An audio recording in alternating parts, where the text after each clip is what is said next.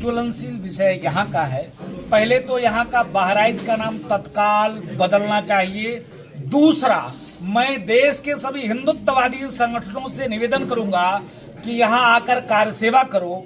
और महाराजा सुहेल देव ने जिस प्रकार से एक आतंकवादी को मारा और उस आतंकवादी के यहाँ पूजा हो रहा है, उसकी मजार की ईंटों ईंट उखाड़ कर और कहा समुद्र में डाल देना चाहिए, और भी कहीं नहीं। इस उद्देश्य, इस भाव के साथ, क्योंकि भगवान सूर्य का वो मंदिर था और भगवान के सूर्य मंदिर पे जिस प्रकार से मोहम्मद गजनबी के वंशज ये आजी गाजी पाजी अब नहीं चलेगा, अब सिर्फ राष्ट्रवादी चलेगा। ये सारे आजी गाजी पाजी को धरती से उखाड़ कर समुद्र में डालना पड़ेगा, क्योंकि ये चोर नीच लुटेरा बलात्कारी का पूजा कराते हो, पूछते हो, ये तो नहीं चलेगा। अभी एक और मैं रास्ते में देख रहा था कि सैलानी बाबा, अब बताओ, मैं रास्ते में देख रहा था, मतलब बलात्कारी को बाबा की संज्ञा दे दिया, मतलब सनातन के अपमान है। वो पूजा हो रहा है। सैलानी कौन था? एक सिपाही था। और ये गाजी की उपाधि कैसे देते हैं? जैसे हम लोग को संत लगता है, महात्मा लगता है। जैसे आपने कहा होगा भाई राजूदास जी क्या है, तो महात्मा है। इसलिए महात्मा है कि भगवा वेश में है, पूजा पाठ करते हैं, धर्म कार्य करते हैं, इसके लिए महात्मा की उपाधि। उसी प्रकार से गाजी की उपाधि मिलती थी उन लोगों को जो इस्लाम को बढ़ाता था, इस्लामिक कार्य करता था। आज इस प्रकार से माँ बहन बेटियों की इज्जत लूटने वाले का मान सम्मान, पूजा पाठ, तो तत्काल ऐसे मजारों को उखाड़ फेंकना चाहिए। और आह्वान करते हैं हिंदू सुरक्षा सेवा संघ के अलावा सभी हिंदुत्ववादी संगठनों से, आगे आओ। अब विदेशी आक्रांता का कोई नाम और विदेशी आक्रमणकारी का कोई निशान हिंदुस्तान में नहीं रहेगा। चाहे वो 800 वर्ष तक राज करने वाला चोरों का शासन हो, चाहे 200 वर्ष राज करने वाला गोरों का शासन हो। मैं सभी विपक्षी दलों से आह्वान करता हूं, निवेदन करता हूं कि अगर तुम्हारे अंदर हिंदुस्तान का जरा सा भी डीएनए है, जरा सा भी तुम्हारे अपने बाप का खून तुम्हारे अंदर है, तो ऐसे आजी गाजी पाजी, चोर नीच लुटेरे बलात्कार का हिंदुस्तान में कोई मजार इस बहराइच में नहीं होगा। आप हमारा समर्थन करिए, हमारा सहयोग करिए। और हम लोग प्रशासन से निवेदन है, सरकार माने, नहीं तो हम लोग कार्य सेवा करके और स्वतः हाथ से उखाड़ कर फेंकेंगे। बंगाल में आपने देखा होगा फरीदाबाद में 3,500 किलो आरडीएक्स। कौन? डॉक्टर। रखने वाला कौन? डॉक्टर। व्यवस्था करने वाला कौन? डॉक्टर। AK-47 किसके घर? महिला डॉक्टर। बम धमाका, उसके बाद भी हम लोग नहीं माने। दूसरे दिन उन लोगों ने बम धमाका किया। बम धमाका कहां किया? भारत की हृदय स्थली पर कुठाराघात किया, लाल किला पर। करने वाले डॉक्टर, कराने वाले डॉक्टर। जम्मू कश्मीर में सर्च ऑपरेशन में सेनेनाइट से भी भयंकर जहर प्राप्त हुआ। कौन? डॉक्टर। तो मुझको लगता है इसी भाव से, क्योंकि डॉक्टर मतलब भगवान, डॉक्टर मतलब जीवन देने वाला।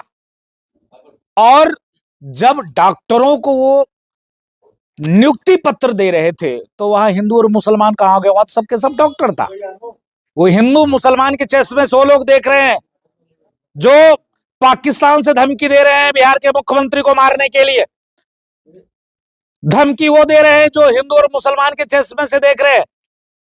जो लोग समाज को बांटना चाहते हैं, समाज को जोड़ना नहीं चाहते, हिंदू और मुसलमान होना नहीं चाहिए था। नीतीश कुमार जी ने सही कहा। हिजाब का वहां कौन सा काम था? हिजाब का कौन सा काम था भाई? अगर आपको धर्म की ही चोला पहनकर करना है तो आप नौकरी लेने गए क्यों थे? नहीं जाना चाहिए था। आप मेरे जैसे बाबा बनकर और वहां माला फेरते। अगर आप मुसलमान थे तो आप अली मौला अली मौला अली मौला करते। क्यों गए थे? अगर आप डॉक्टर बनने गए थे, लोगों की सेवा करने गए थे, तो वहां पर हिजाब का कोई काम नहीं है। हम नीतीश कुमार जी के समर्थन में हैं। जो लोग विरोध करते हैं उस शुद्ध रूप से भारत में साजिश करना चाहते हैं। मैं अब बताना चाहता हूं। अब बताओ, पेट में दर्द पाकिस्तान को हो रहा है, पेट में दर्द उन मुस्लिम कंट्री को हो रहा है, वो बताएगा भारत के बारे में? नहीं। मैं विपक्ष से पूछना चाहता हूं, लाज शर्म नहीं है? चुल्लू भर पानी में डूब के मर जाओ। तुम विदेश के सहारे चल रहे हो। विदेश तय करेगा हिंदुस्तान में कौन राजनेता क्या करेगा, ये तो नहीं चलने वाला है। इसके नाते नीतीश जी ने सही किया है, एक नंबर काम किया है। उनको तो कहना चाहिए था पूरा पहले ये हिजाब को उतारो और एक डॉक्टर बन के आओ, हम नियुक्ति पत्र देते हैं। महाराज जी एक सवाल जय श्री राम, जय श्री राम, जय श्री राम, जय श्री राम, जय श्री राम, जय श्री राम, जय श्री राम, जय श्री राम, जय श्री राम, जय श्री राम, जय श्री राम, जय श्री राम, जय श्री राम, जय श्री राम, जय श्री राम। बहुत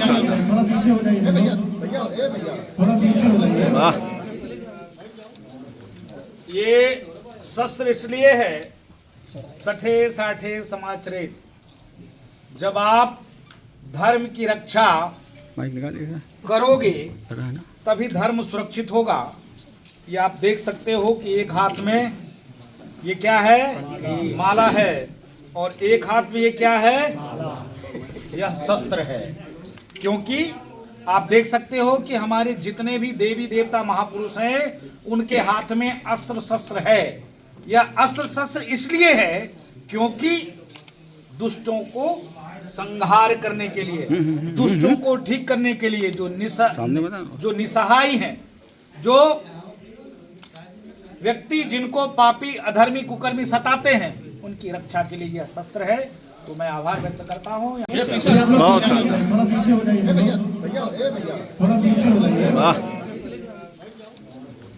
ये शस्त्र इसलिए है, सठे साठे समाचरे।